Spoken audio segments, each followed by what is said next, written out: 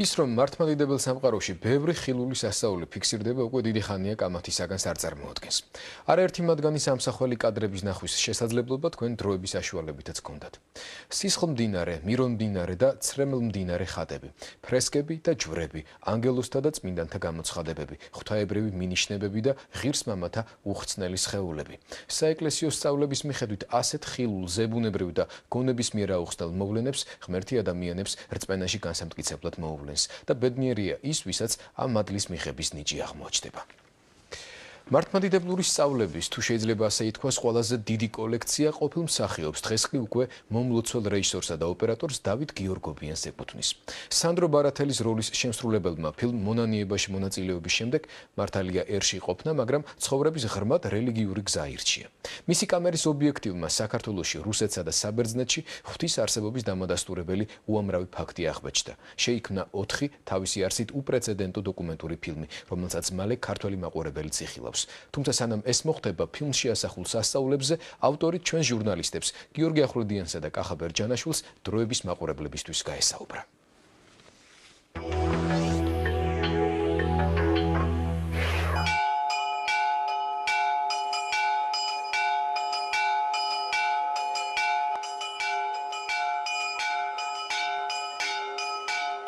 საოცარი სასწაული ორენბურგის რაიონში ერთ-ერთ სოფელში ქრისტეს ხატმა დაიწყო სისხლის დენა. ეს არის ერთ-ერთი საწყისი კადრები, როდესაც ქრისტეს ხელზე გაუჩნდა თითქოს წყლული და გამოხეთქა აქედან სისხლმა. რადგანაც ეს ხშირად მოდის და დედდება, ამიტომ თანდათან უფლის სახე იფარება სისხლით და ვიღებთ, ესე იგი, სულ სხვანაირი შეფერილობის ხატს. მეოთხე ჯგუფის დაადგინეს, ესე იგი, შემადგენლობა, გემატოლოგები. ეს ერთ-ერთი იშვიათი ჯგუფი არის და ადამიანის სისხლია.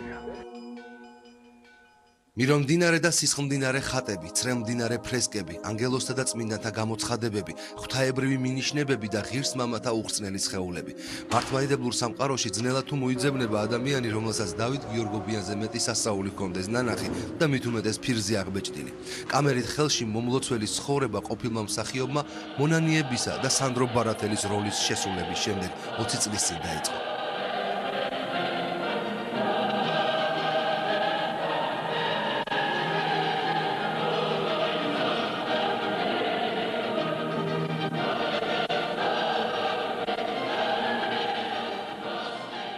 თვითონ სიტყვა მონანიება ჩვენშიც აღძრავდა აი ამ სურვილს.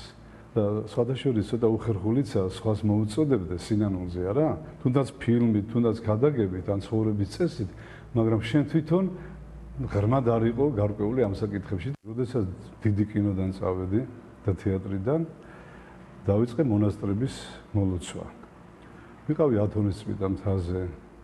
ამან ძალიან დიდი გავლენა იქონია. 4 დოკუმენტური ფილმი ხილულ მართლმადიდებლურ სასწაულებზე ავტორმა, რეჟისორმა და ოპერატორმა დავით გიორგობიანმა შეიძლება ითქვას მარტომ შექმნა. დაახლოებით წელიწადნახევარია რამდენიმე პროფესიონალის გაერთიანებით შეიქმნა სტუდია სიმბოლი, რომლის წყალობითაც ფილმებს მალე ქართველი მაყურებელიც იხილავს. Но в конце концов победит Христос. Вот увидите, с каким уважением люди будут относиться к церкви. ფილმებიდან პირველი არის მართლმადიდებლობის სასწაულები სათაურით, სადაც არის რამდენიმე სასწაული მოთხრობილი.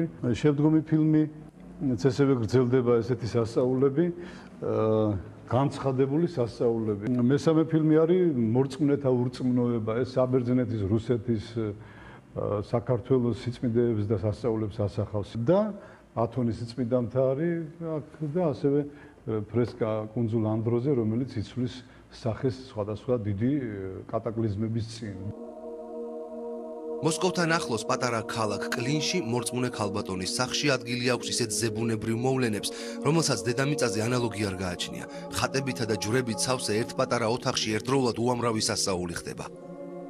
დაახლოებით 1000-მდე ხატი, სხვადასხვა ხატი, განლაგებულია რამდენიმე თაროზე, მოედინება ყველასგან თითქმის მირონი. არის ზოგიერთი ხატები, რომლებიც ესე იგი მოტანილი არის ხანძრის შემდგომ, გაშავებული ხატები. ესენი ზემო თაროზე დგანან და თანდათან გადმოდიან მეორეზე და მესამე ქვედა თაროებზე გადმოყავთ. რატო? ნათლდებიან, განახლდებიან და ჩვეულებრივი ხატები ხდებიან. მერე იწყება მირონის დენას. აქ არის ჯვრები, რომლებიც მირონს ადინებენ. აი, ეხლა დაიწყებს წვეთა სამჯვრიდან მირონი. შემდგომ დადგამენ დაუშვათ არა? ისე ვივსება მირონით და იქ რო ხარ, აი თქვა 1 საათის განმავლობაშიც რომ იყო, შენი თვალით ნახავ როგორ გაივსება თავიდან მირონით ეს ჯვარი. ეს არის უკვე რკინის ჯვარი, რომელიც მთლიანად მირონიანია. მაღაშის მირონები მოდიან. აი ღვთისმშობლის ივერიის ღვთისმშობლის ხატი არის გეიზერებივით, პატარა გეიზერებივით უკეთება უკან არა? იქიდან მოედინება მირონი და ვერ ეს გროვდება თეფშებში და ეს და მორწმუნეებს არ ურიგებენ, ისინი იკურნებიან უკვე რწმენით სახში მიაქვთ. ფილმში მორწმუნეთა ურწმუნოება აღწერილია საბერძნეთის კუნძულ ანდროსზე მდებარე ღვთისმშობლის სასწაულმოქმედი ფრესკა, რომელიც დედამიწაზე მოსალოდნელი ყველა დიდი კატაკლიზმის წინ ამ სიტყვის სრული მნიშვნელობით წინასწარმეტყველურად ტირის და რაც მთავარია, ცრემლმდინარება ყოველთვის სხვადასხვაგვარად წარმოჩინდება. შეხედეთ, აი ჩვეულებრივი ახლა არც ტირის არაფერი თითქოს, ხო? აქი ოდნავ ნამტირალები იყო ესეთი კადრია. ეხლა დააკვირდით ერთი და იგივე ღვთისმშობლის ფრესკა 10 წლების განმავლობაში გადაღებული მასალებს ნახავთ ეხლა თქვენ, როგორ იცვლის სახის გამომეტყველებას. ხან ცალითვალით ტირის, ახლა ნახეთ, საშინლად ნამტირალები ფრესკა რა. ხო, აი ახლა ცალთვალზე ჩამოდის ძლიერი ნაკადი ცრემლის, უკვე უტირიაო დიდხანს. ამის მერე ხდებოდა ესე იგი ჩერნობილი იქ ორი დიდი სახლი რო დაინგრა ნიუ-იორკში. ხედავთ ორივე თვალიდან იგივე ფრესკიდან როგორ მოედინება ცრემლები. აი ახლა ნახეთ როგორ წვიმა ისე მოდის არა? უკვე ყველა თვალებიდან ორივე თვალიდანაც და გვერდით ანგელოზებიდანაც. მართლმადიდებლურ სამყაროში ერთ-ერთ ყველაზე დიდ სასწაულად საუკუნეების წინ გარდაცვლილ ღირს მამათა სხეულების უხრწნელად შენარჩუნება ითვლება. დავით გიორგობიანის ფილმებში უამრავი ასეთი სიწმინდეა ასახული.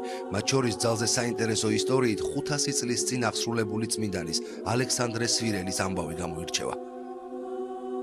ესეთი შენარჩუნებული 500 წლის მერე ბოლშევიკებისგან შეურაცხყოფილი, დაგდებული საწყობში სადღაც პეტერბურგის რომელიღაც მუზეუმის აღმოჩენილი იქნა ისე მე-20 საუკუნეში. და 500 წლის მერე უხრწნელი მამა ადინებს მირონს და ხელფეხი არის შენარჩუნებული, აი ახლა დღეს რო კაცი გარდაიცვალოს ამ სახით. რუსეთსა და საბერძნეთში აღწერილ სასწაულებს მალე ქართულის დაემატება. დაეგმილია დოკუმენტური ფილმის შექმნა მამა გაბრიელზე, რომელსაც მომავალი ფილმის ავტორი პირადად იცნობდა. სისხლმდინარე და მირონმდინარე ხატებით შესაძლოა საქართველოს რუსეთის მასშტაბს ვერ შეედაროს, მაგრამ ჩვენთან არც ამის ნაკლებობაა. ყველაზე ხშირად ხილული სასწაული ჩვენს ქვეყანაში მაინც მამა გაბრიელის საფლავზე ფიქსირდება. დედათა მონასტრის შესასვლელთან შეძენილ ერთ ბოთლზეც, მას შემდეგ, როდესაც შეერევა მამა გაბრიელის საფლავიდან გადმოსული ერთი წვეთი ზეთი, იგი უკვე სამკურნალო ხდება. ეს ყველამ კარგად ვიცით და ამაზე აღარავინ აღარ დაობს, მაგრამ ცოტამ თუ იცის, რომ მამა გაბრიელის საფლავზე მისი ხილული გამოცხადებაც კი არაერთხელ დაფიქსირებულა. დააფიქსირა თუ არა ფოტოობიექტივა მამა გაბრიელის სულის გამოსახულება, ან უხილავი ცეცხლოვანი სვეტი და ცეცხლის ენები მის საფლავზე. სამთავროს დედათა მონასტერში ამაში ეჭვიც არ ებარებათ. დედაპარასკევა, რომელიც მამა გაბრიელის ცხოვრების ბოლო წლებში მის მორჩილებაში იმყოფებოდა, სასწაულებრივი მოვლენების ამსახველ უამრავ ფოტოსურათს ინახავს. აი ცეცხლის სვეტი მამა გაბრიელის საფლავზე. ასეთივე დიდი მოღვაწე იყო, როგორც დიდი წმინდა მამები და აი ფოტოსურათმაც დააფიქსირა ეს მადლი. თვალით შეუმჩნევთ, მაგრამ ფოტოაპარატმა დააფიქსირა მამა გაბრიელი არის ამ საფლავზე ხილულად გამოცხადებული და ეხმარება ყველას. აი ეს სახით თითქოს დაფიქსირდა ეს და თქვენ იცნობთ ვინც მამა გაბრიელს იცნობდა, ადვილად შეამჩნიეს. საფლავზე დაფიქსირებული თვალისთვის შეუმჩნეველი ნათება, რომელშიც მამა გაბრიელის გამოსახულება იკვეთება, არაერთი მეცნიერის განხილვის საგანი გამხდარა. მცირე ექსპერიმენტი ჩვენც ჩავატარეთ და უცნაურ ნათებას ბერის ფოტოსურათი შევუფარდეთ. მსგავსება აშკარაა. თუმცა არის თუ არა ეს ნამდვილად სულის გამოსახულება, ეს უფრო რწმენის საკითხია, ვიდრე ლოგიკის. ლაზერული ფიზიკის სპეციალისტი, თავად ლაზერის შემქმნელის, ნობელის პრემიის ლაურეატის ალექსანდრე პროხოროვის თანაავტორი გიორგი ასათიანი ფირზე აღბეჭდილ გამოსახულებას ზებუნებრივ ძალებს უკავშირებს, ხოლო ფოტოფირის შესაძლებლობებს მეცნიერულად ხსნის. როგორც აი სათვალეები ქმნიან გარკვეულ სპექტრალურ შეკვეცას აკეთებენ, ასევე აკეთებს ჩვენი სხეულის ესე იგი თვალების სახით. და ჩვენ იმ ნაწილს ელექტრომაგნიტური ველისას, რომელიც არსებობს, ჩვენც უხილავია, ან დაფარულია როგორც სეულად განმარტავენ ხოლმე, ამას ვერ ხედავთ. ეს ყველაფერი არის ფოტოფირის ქიმიური შემადგენლობის უნარი, ის რომ ეს თეთრი ნათება სხვადასხვა სახის ფორმებით არის გამოწვეული და გაუნათებელ გარემოშია, თვითონ უნივერსიტეტის ფიზიკის კათედრაზეც კი ვერაფრით ვერ დაასაბუთეს, როგორ შეიძლება ეს ყოფილიყო. კომპიუტერზე ყველაფრის გაკეთება შეიძლება დამონტაჟების სახით, მაგრამ შეუძლებელია თვითონ დედანი ნეგატივის გაკეთება. ამას ეს ნეგატივი ჩვენ ხელთ არსებობს, სადაც მამა გაბრიელის სახე მის საფლავთან არის მკვეთრად გამოსახული. ეს არის ყველაფრის მამა გაბრიელზე ფილმის შექმნის იდეა მის მიერ აღსრულებულ სასწაულებთან ერთად ბერის გამორჩეულმა პიროვნულმა თვისებებმაც განაპირობა. 70-იან წლებში საპირველ მაისოს ზეიმის ჩაშლა მართლმადიდებლობის სახელით ბევრს არ შეეძლო. ერთ მშვენიერ დღეს, როდესაც იყო მძიმე მარხვის დასასრული, წითელი პარასკევი, ვნების კვირა, დაემთხვა ამ დღეს, რადგან კალენდარი ხო მოძრავია და დაემთხვა 1 მაისი. აქ ტრიბუნაზე ხო CKTK ერთი ამბავი, KGB და 1000 უბედურება და შენობაზე გაკრული არის 10-8 მეტრზე ილიჩის გამოსახულება, რომელსაც ქარი ესე არხევს ნელ-ნელა და თავისი ნატურალ ლამპოჩკებით.